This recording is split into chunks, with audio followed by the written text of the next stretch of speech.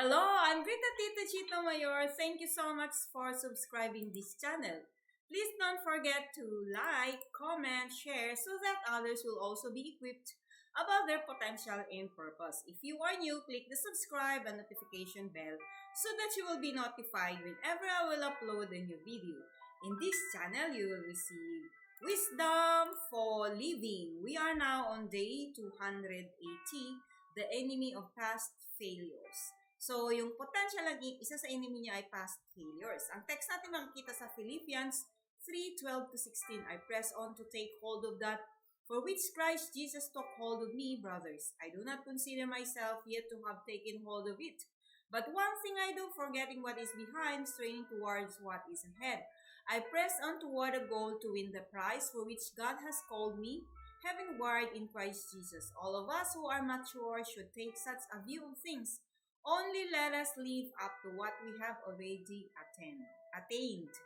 So, ang sabi rito, ito may utos dito na forgetting what is behind. Ang tignan mo yung yung hinaharap. Doon ka sa goal mo tumingin. Kasi yung mga nandyan na, madadaanan mo lang yan. Huwag kang tumambay dyan. Ayan. Huwag kang manatili sa past failures dahil hindi ka makaalis sa yung kinalalagyan. Lalo kang malulugmok at lalo kang hihilain. So, sundin natin yung utos, yung sinasabi ni Pablo, forgetting what is behind, kalimutan mo na yung nakaraan, kung kasalanan mo ito, humingi ka ng tawad. Kalimutan mo na yung mga hindi magandang memory na hindi na humahad lang sa'yo para hindi mo ma-release ang iyong potential. Dahil bawat isa sa atin ay tinawag ng Diyos. Kasi sabi niya rito, kapag mature ka, hindi immature. Kapag mature ka, hindi yun ang gagawin mo. Ibig sabihin, hindi yan ang attitude ng isang mature na human being na tao or mananampalataya. Ang mature na mananampalataya ay hindi siya nag-dwell sa past. Hindi siya nananatili sa kanyang past failures. Kundi nakatingin siya dun sa kanyang goal at sa naghihintay sa kanya ahead. So yun dapat yung ating attitude. So, let's continue. We are continuing our study on the enemies of potential. We have already seen the effects of disobedience, sin, fear, discouragement, and procrastination. The sixth enemy we face is failure, past failures. Too often, we are unwilling to take risks in the present because we have failed in the past. Perhaps the first story you sent to a magazine wasn't published, so you never wrote another story. Perhaps your first garden didn't produce many vegetables, so you never planted another garden. Perhaps your first business proposal didn't win the bank's approval, so you never started your own business.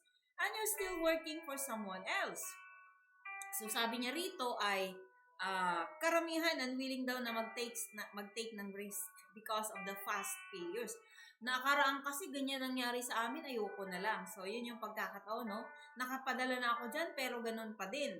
Pero, di ba, remember yung ating mga hinahangaan ng mga inventors, si Thomas Edison, na kung saan yung sasabi na 1,000 times na na-fail, pero tuloy-tuloy siya, determinado siya. Now, failure is part of our success. Napakahalaga na maintindihan natin ito na sabi ni Pablo straining toward what is ahead. Sige lang, bangon na naman. Sige lang, bangon na naman. Kung ano man yung past failures mo, nakaraan na yun, hindi na pwedeng balikan at doon ka manatili dahil hindi ka usad. Yun yung sabi ko kanina.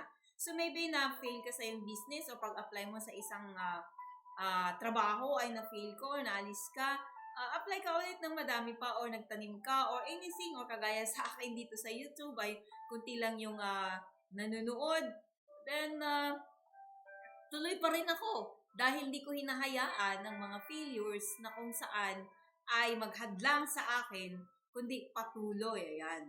Part ng training, part ng paghubog sa bawat isa sa atin. So kung may failures ka man, sabi ni Pablo, training toward what is ahead. Better days is ahead of you. Ayan. May naghihintay. Daan lang yan. Everything has a season. Darating din. Darating talaga sigurado 100% basta tuloy-tuloy ka lang. Kung naka-focus ka on one thing. So, past failures isipin mo, yun lang yung natutunan mo, pero yung hindi mo natutunan doon, iwanan mo na yung bad memories na yun para maka-move on. Failure is never a reason to stop trying. Indeed, failure provides another opportunity to enjoy success. The Apostle Paul discovered the truth of this when he met Jesus and turned from persecuting Christ to preaching the good news of God's salvation. Di ba alam natin si Pablo ay number 1 na persecutor ng mga Kristiyano, ng mga follower ni Jesus Christ, mga believer ni Jesus Christ. Number 1 siya na persecutor. At along the way, ay na-encounter niya si Jesus. At siya ay naging preacher ng good news. So anumang failure na mayroon ka, ay gawin mong stepping stone, yung natutunan mo doon, para ma-open yung mga mata mo at mga mata natin. Siyempre, natutunan natin, no? Sabi nila, one of the best teachers is your experience. So, naranasan mo na ma-fail. So, someday, yung mga nakaranas din yan ay maka-identify ka. So, that's an opportunity. Part of success is failure. Pero kailangan magpatuloy ka. Huwag mong hayaan na maghadlang sa'yo at mag-stop sa'yo. Paul was not unaware of his failures, but he refused to allow them to keep him from doing what he knew he could do. He believed that the God who had called him to serve him would accomplish within and through him all that he had purposed. He trusted in a power higher than himself. Remember, na dinisenyo ka ni God to success, dinisenyo ka ni God to prosper, dinisenyo ka ni God na makarating dun sa destiny mo na napakaganda. Kaya tuloy-tuloy ka lang, huwag kang maghinto, huwag mong tignan yung failure mo, kundi gamitin mo yun maging stepping stone. Dahil pag huminto ka, hindi ka makakarating talaga dun sa paruroonan mo. Pag huminto ka, hindi ka makararating sa finish line. So, kailangan we will continue and we will not allow failures to hinder us, para hadlangan ka na hindi mo na maabot yung destiny mo at hindi mo mailabas ang iyong potential dahil sa past failure. Kagaya niya, na nagluto ka ay na-fail, ulitin mo ulit magluto. Dahil nung gumawa ka kagaya ng YouTube na ito, kunti lang gumagawa ay nanonood, sige lang, okay lang, tuloy-tuloy pa rin. And someday makikita mo yung mga kagaya mo na naka-identify, yung content mo na mayroong passion kagaya ng content mo, then makikinig din yan sila at matututo sila. Kaya patuloy lang, huwag nating hayaan ang past failure na maghadlang sa atin, kasi kapag hindi, yung ating potential hindi natin mailalabas at hindi natin maaabot yung ating patutunguhan at yung ating destiny na pinangako ng ating tagapaglikha. So I consider everything a loss compared to the surpassing greatness of knowing Christ Jesus, my Lord. For whose sake I have lost all things. I consider them rubbish, that I may gain Christ and be found in Him, not having a righteousness of my own that comes from the law, but that which is through faith in Christ, the righteousness that comes from God and is by faith. Philippians 3:8-9. So sabi niya, I consider it loss. Wala na compared. Hindi kawalan nyo na lang na mas malaki pa yung mapapala mo. Ayan. I-compare mo sa loss na yan, na kung saan failure na yan. So gawin mo na ito ay isang sabi niya, basura lang yun. Yan. Failures ay mga basura. So, para makapagpatuloy ka, dahil si Jesus Christ ay may nakahanda para sa atin, pero tuloy-tuloy ka lang, may hinanda siya, pero hindi dole out yun.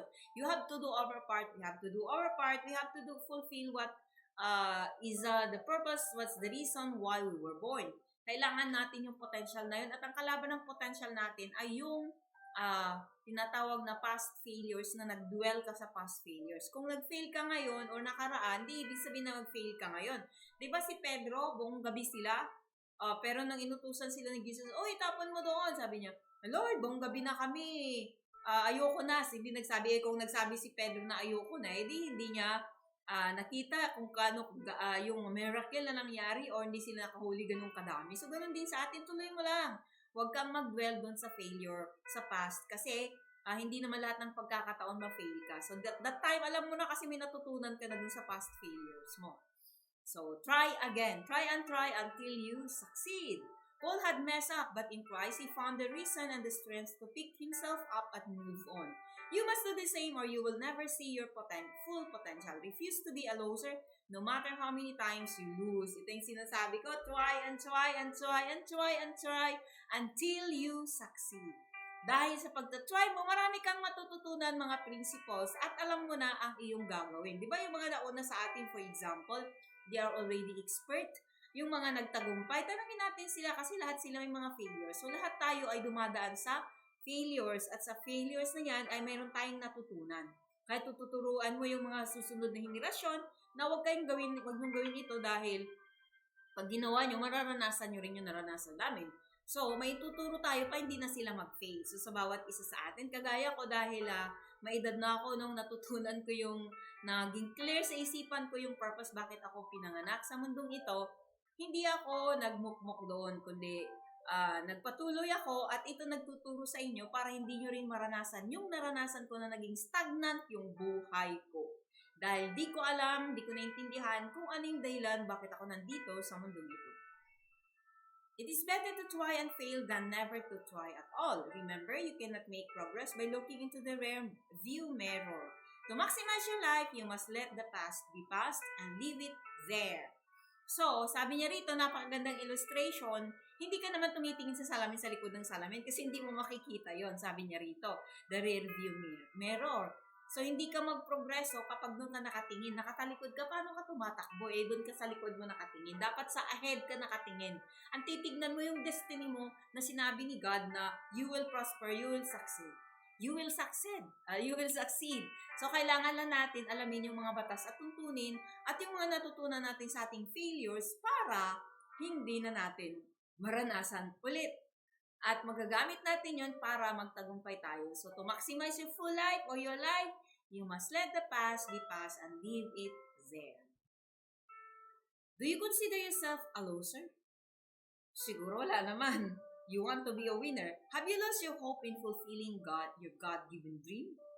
Remember, sila Pablo ay sila Pedro buong gabi pero sinabihan sila ni God na iladlad nila ulit. So this time, God is telling you, rise up and start again. So the ideas, the dream, make a plan, and start to execute. Follow the principle. What must you do when you fail? Anong gagawin mo para hindi pag ma-fail ka?